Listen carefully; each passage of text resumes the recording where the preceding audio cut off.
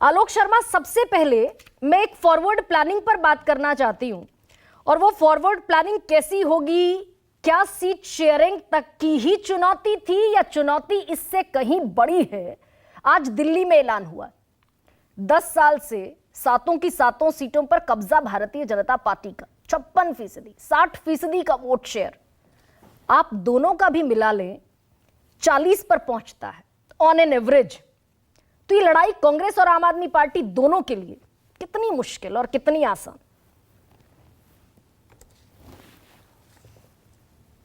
देखिए गरिमा जी, मुझे लगता है कि कोई भी लड़ाई आसान नहीं होती है, और जिस तरह से तमाम चीज़ों के ऊपर भारतीय जनता पार्टी का आज अलोकतांत्रिक तरीके से, अनैतिक तरीके से कब्जा नज़र आता है, उसके बाद तो लड़ाई और ज़्यादा कठिन हो जाती है।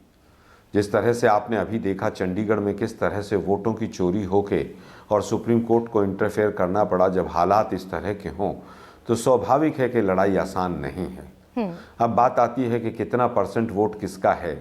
मीनाक्षी लेखी जी की ही बात मान लें कि चुनाव केमिस्ट्री से होता है, मैथ्स से नहीं होता है, तो वो 60% हैं, 58% हैं, 8% हैं, 6% हैं, तो वो फिर समाप्त, उन्होंने ही सवाल समाप्त कर दिया। पिछली बार अलग अलग लड़े थे तो जनता के अंदर भी एक कॉन्फिडेंस नहीं था कि दोनों अलग अलग लड़ रहे हैं। और ये भी बात सच है कि बीजेपी का एक वोट परसेंटेज जो है, दिल्ली हो या कोई भी राज्य है, उसके अंदर एक वोट परसेंटेज अच्छा खासा है। तो स्वाभाविक है कि परसेप्शन के मामले में बीजेपी पिछली बार आगे थी दिल्ली में, और परसेप्शन के मामले में इस बार बीजेपी पीछे है। इस बार हालत यह है कि सातों सांसदों ने क्या दिल्ली के लिए किया। 10 साल हो गए, दिल्ली को मोस्ट पॉल्यूटेड सिटी बनाया, और उसके बाद भी बीजेपी के सातों सांसद क्या करते रहे? क्या बीजेपी ने एक भी, बीजेपी केंद्र शासित प्रदेश है, क्या एक भी हॉस्पिटल केंद्र ने बनाया? हम सवाल आम आदमी पार्टी से भी उठाते रहे, लोकतंत्र में विपक्ष की भूमिका में थे, हमने सवाल तमाम उठाए उनके सामने भी। लेकिन आज केमिस्ट्री मैथ्स की बात नहीं है, बात यह है कि देश की राजधानी जो पूरी तरह से किसान, जिस तरह से 700 किसान यहाँ पर जिनकी हम मृत्यु हुई, और किस तरह से तमाम चीज़ें यहाँ पर हैं, वो पूरा देश देख रहा है। आज सबसे ज़्यादा पॉल्यूटेड सिटी की बात हो, सबसे ज़्यादा क्राइम की बात हो, दिल्ली पुलिस जो है इन्हीं के अंडर आती है। कितने रेप पर डे हैं, बीजेपी के प्रवक्ता, दिल्ली देश की राजधानी है, एनसीआरबी के आंकड़े ज़रूर बता कर जाएं। अब बात आती है लड़ाई की, तो लड़ाई लेकिन आलोक शर्मा, मैं आलोक शर्मा इसलिए पूछ रही हूँ आपसे क्योंकि अपर हैंड कांग्रेस का था, आपने सेक्रीफाइस किया, बड़ा दल दिखाया, 5 सीटों पर आप क्लेम कर रहे थे, 3 पर आ गए। लेकिन इन 3 सीटों पर भी, मैं सिर्फ कांग्रेस की बात कर रही हूं अभी, इन 3 सीटों पर लड़ाई में है कांग्रेस, और है तो कैसे है? क्योंकि 14 में भी आपके मुद्दे यही थे, 15 साल की सरकार, शीला दीक्षित की सरकार के बाद, और फिर 19 में भी इन्हीं मुद्दों के साथ चुनाव लड़ा आपने।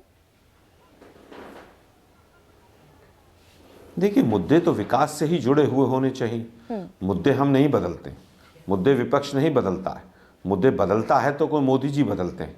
2014 में अच्छे दिन आने वाले थे, 15 लाख आने वाले थे अकाउंट में, 100 स्मार्ट सिटी बनने वाली थी, सबके अकाउंट में ऐसे ही 15-15 लाख आ जाएंगे, 35 रुपये में डीजल और 40 रुपये का डॉलर और पता नहीं क्या क्या। मुद्दे तो मोदी जी बदलते हैं।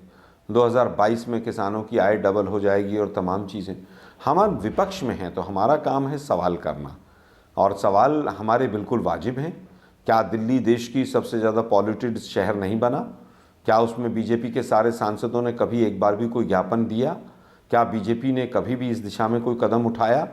क्या महीनों महीने स्कूल बंद नहीं करने पड़ते हैं दिल्ली और एनसीआर में? क्या डबल इंजन की सरकार जहां जहां चारों तरफ है, चाहे वो हरियाणा हो चाहे उत्तर प्रदेश हो, वहां से कोई सहयोग मिला? ये सवाल तो आम आदमी पार्टी से भी पूछना चाहिए आपको भाई, कि दिल्ली मोस्ट पॉल्यूटेड सिटी कैसे बन गई अरविंद केजरीवाल की अगुवाई में?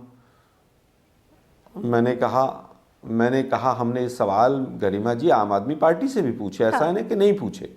लेकिन आज का जो देश का हालात है, जो देश के सिनेरियो हैं, उसके अंदर देखते हुए तमाम ऐसे दल जो कहीं ना कहीं राजनीतिक तौर पर साथ नहीं थे, वो भी साथ आए हैं कि इस पूरी तरह से, जिस तरह की सरकार केंद्र में भ्रष्टाचार की सरकार चल रही है, नोटबंदी जैसे कुकर्म करके चली गई ये सरकार, किस तरह से तमाम कंपनियों के यहाँ पर ईडी सीबीआई के नोटिस जाते हैं और पैसा आता है।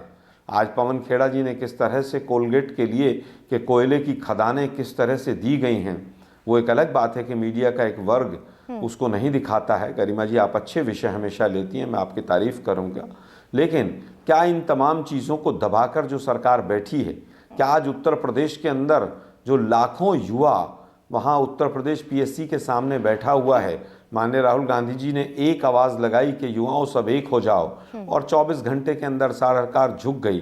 जो सरकार कहती थी कि पेपर लीक नहीं हुआ, राजस्थान में पेपर लीक हुआ तो अशोक गहलोत जिम्मेदार हैं, और उत्तर प्रदेश में अगर कहीं पर पेपर लीक हुआ तो अफसर जिम्मेदार हैं। ये आलोक शर्मा, कई डिबेट में आप ये मुद्दे उठाते हैं। मैं तो फॉरवर्ड प्लानिंग पर आज चाहती हूं कि कांग्रेस का एक क्रिस्टल क्लियर नजरिया समझ में आए। भरूच आपने आम आदमी पार्टी को दे दी, गुजरात की मुमताज पटेल खासी नाराज दिखी, सलमान खुर्शीद नाराज दिखे, अखिलेश यादव उम्मीद कर रहे हैं कि ट्वीट डिलीट कर देंगे। ट्वीट अभी तक डिलीट नहीं हुआ, टूट जाऊंगा झुकूंगा रहे।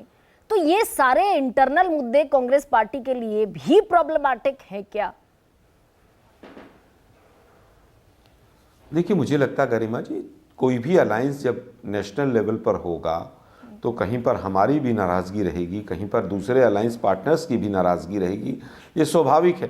जो आज दिल्ली में 3 सीटें हमें मिली हैं, स्वाभाविक है वहाँ पर आम आदमी पार्टी के कैंडिडेट्स भी नाराज़ होंगे, और स्वाभाविक होना, नाराज़ होना, खुश होना ये ज़रूरी है। लेकिन अलायंस नहीं हो रहा तो भाजपा कहती तो ये नाराजगी जुड़ने के बजाय आलोक जी, फिर ये नाराजगी में जो मैं गणित लगा रही हूँ वो भी गड़बड़ हो जाएगा।